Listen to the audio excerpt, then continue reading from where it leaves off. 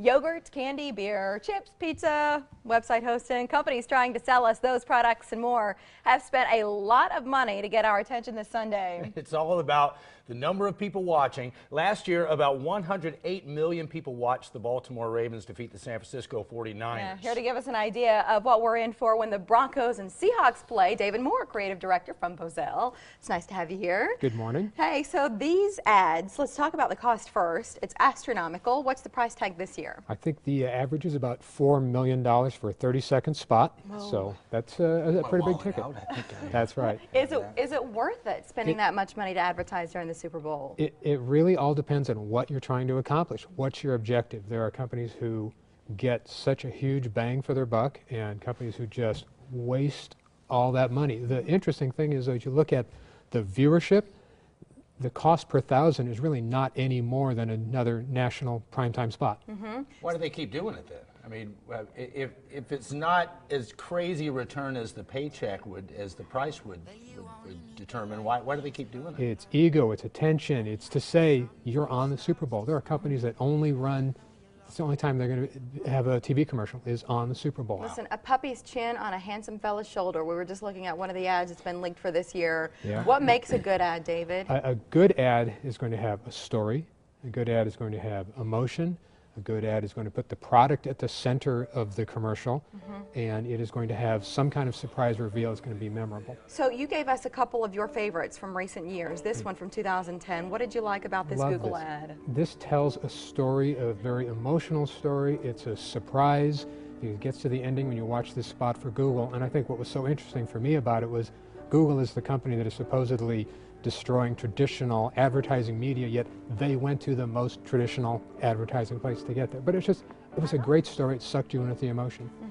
And there was another one recently, and I know you and I feel the same on this, an ad featuring Paul Harvey that just hit you. You know, you weren't expecting it at all as you're watching the game. It was so powerful. It was just a wonderful piece of advertising.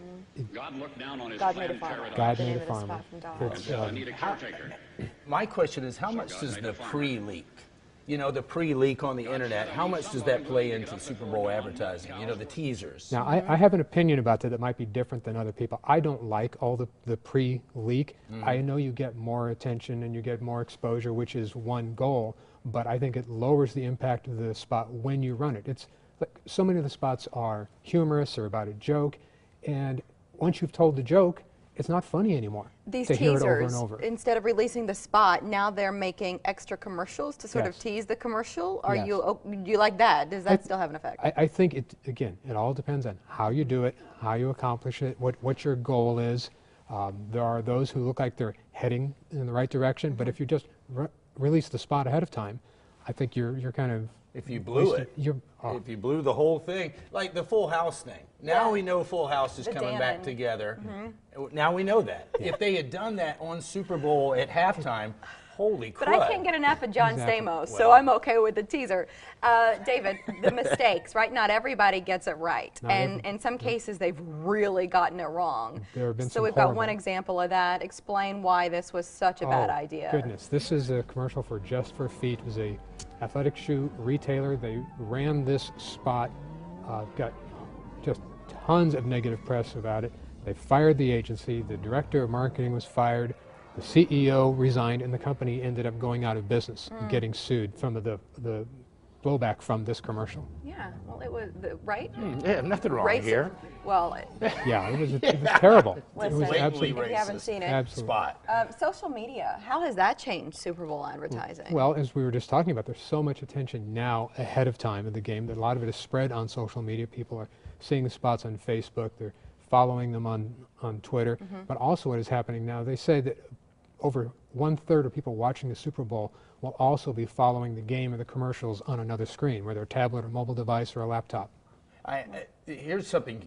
If I had enough money to buy a Super Bowl ad, I just had it. I'm a eccentric millionaire. I'd be your friend. I'd be your best friend. We can anyway. stop later. Could I just do it? Or is there a protocol to that? Could I, if I have the money, can I just get a spot? If you've got the money, you can get the spot. Wow. Yeah. If it's available. What should we look for this year, David? What do you think? Well, I'm looking forward to see what Coca-Cola does. I'm looking forward to see, you know, just what the payoff is going to be for some of these spots that have been teased, that have been out there. But again, I'm looking for a good story that's going to surprise me. You know, we talked about all the humorous commercials, but the ones that seem to, I remember the most are the ones that aren't humor, the ones that have a powerful emotional story, and that's what I'll be looking for. I like those too. Though I don't mind the pandering, the puppy and the handsome actor. I'm okay with that too. They got you. Yeah. David, thank you for coming in. It's really nice to have you here. I'm sure you'll be watching on Sunday along with the rest of us. I will. All right,